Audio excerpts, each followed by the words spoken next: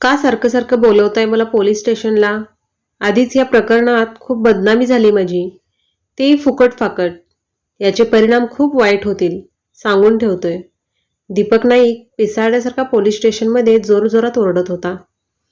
आधीच वर्तमानपत्रातून त्यांच्या अतिशयोक्तीच्या नियमांप्रमाणे बऱ्याच गोष्टी छापून आल्या होत्या.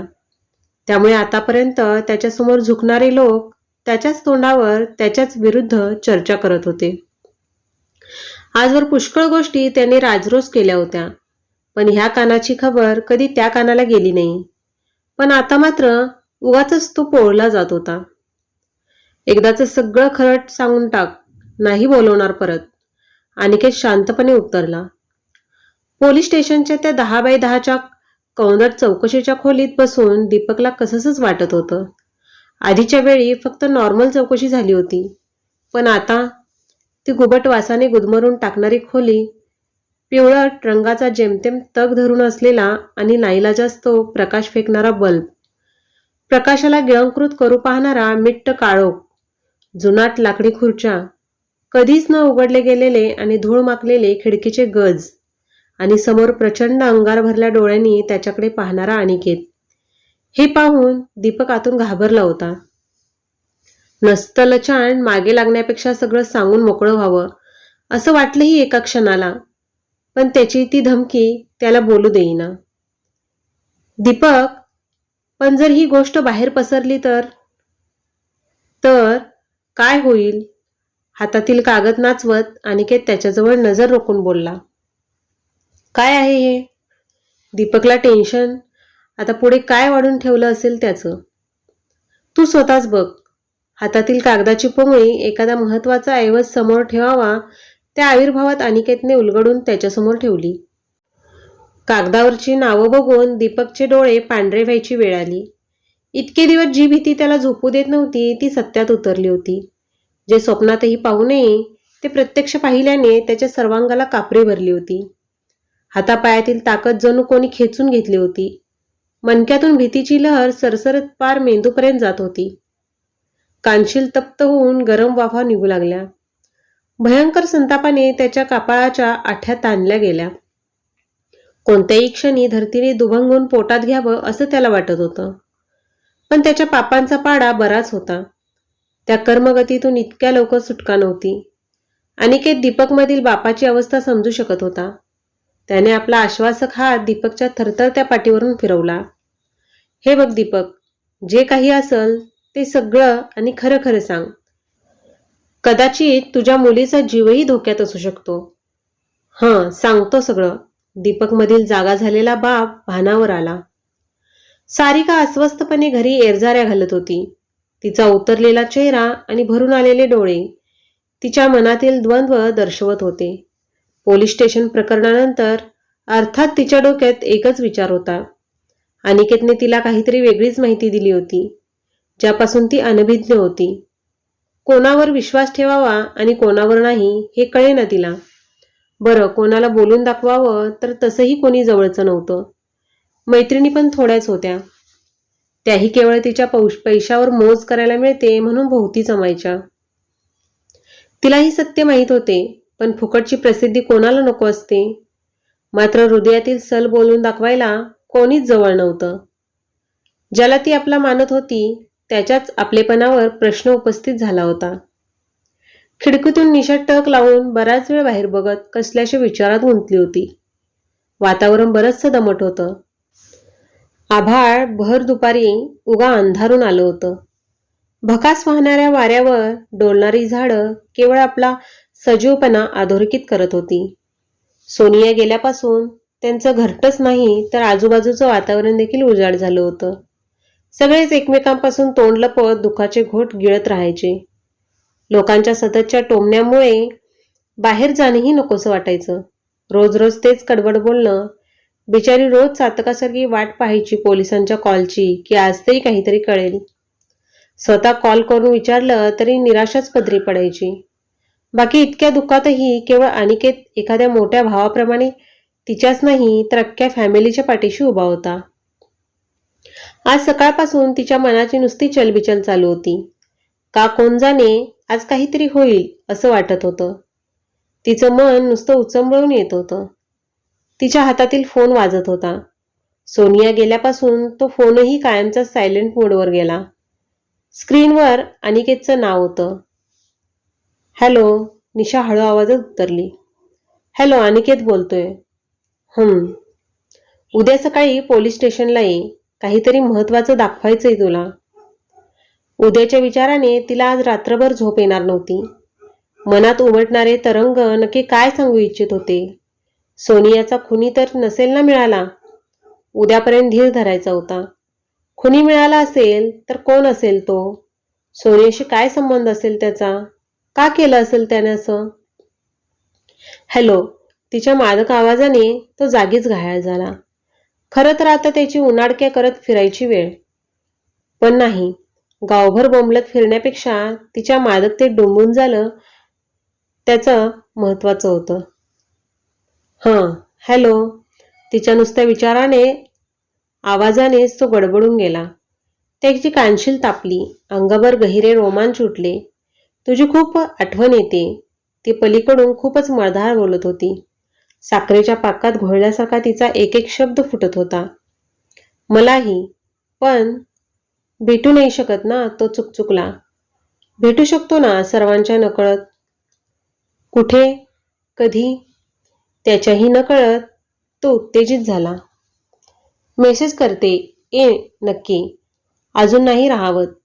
आपल्या आवाजाची मोहनी त्याच्यावर टाकून तिने फोन कट केला. तो मात्र तिच्या विचारात गडला. तिचा तो आवाज, त्यातून तिची जाणवणारी व्याकुळता, तिची भेटीसाठीची तडफड, तिची मदमस्त आकृती त्याच्या डोळ्यासमोर साकारत होती. त्याचे हात त्याच्या सर्वांगावरून फिरत होते.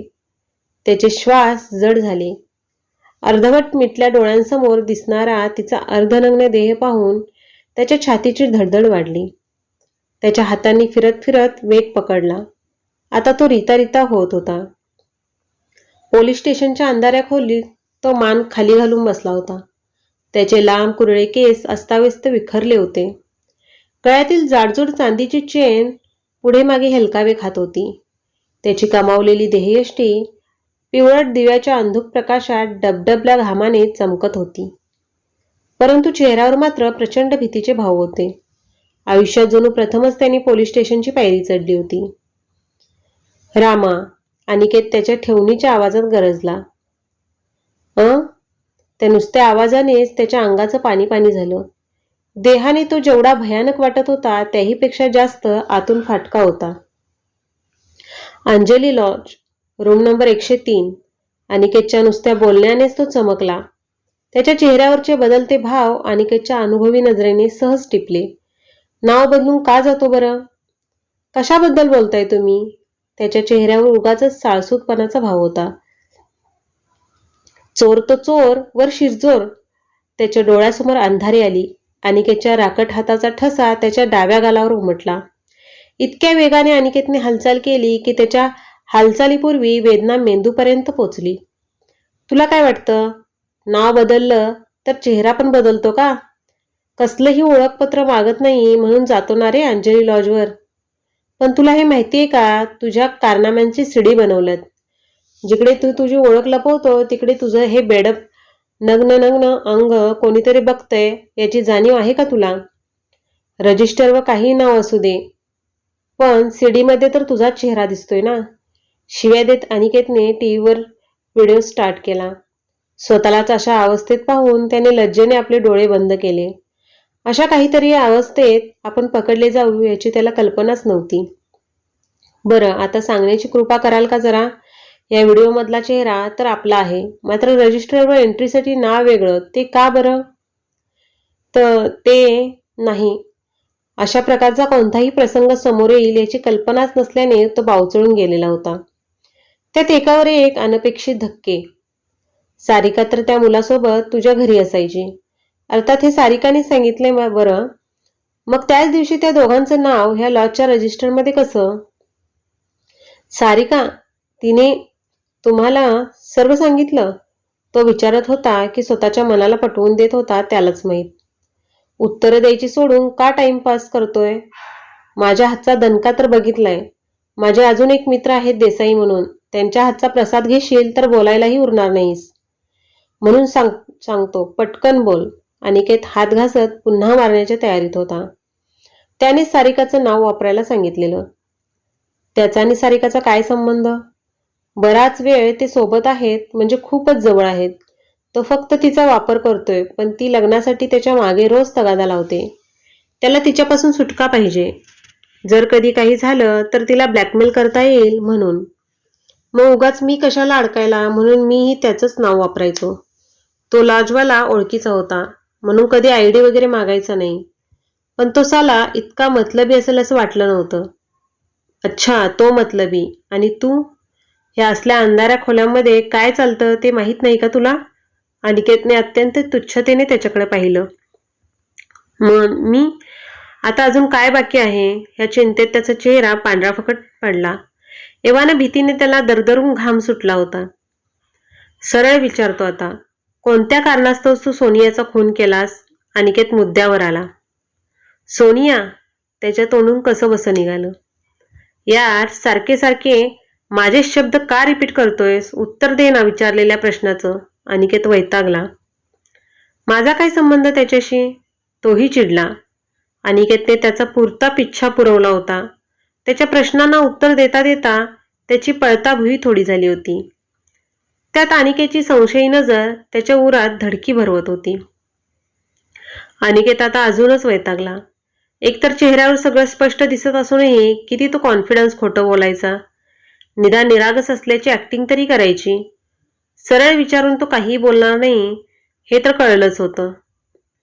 त्याचं तोंड उघडणं गरजेचं होतं. अनिकेतने शिंदेंना हाक मारली. शिंदे, जरा ती थैली आणा. थैलीतून एक रक्ताने माखलेला शर्ट काढत त्याने रामाच्या चेहऱ्यासमोर पकडला. हा शर्ट तर तुझाच आहे ना? दीपकने फार मेहनतीने शोधून दिलाय. शर्ट पाहताच त्याचा अवसान पारच गळून गेले.